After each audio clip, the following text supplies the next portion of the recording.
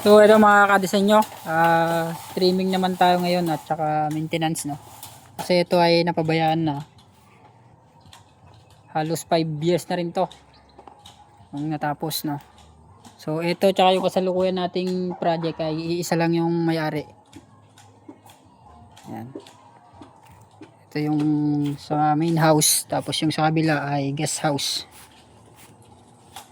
So kailangan ng maintenance. Tapos ito may pinapagawang garahe dito. Nya boy, nabalinin. So ito yung last tray naman natin noon.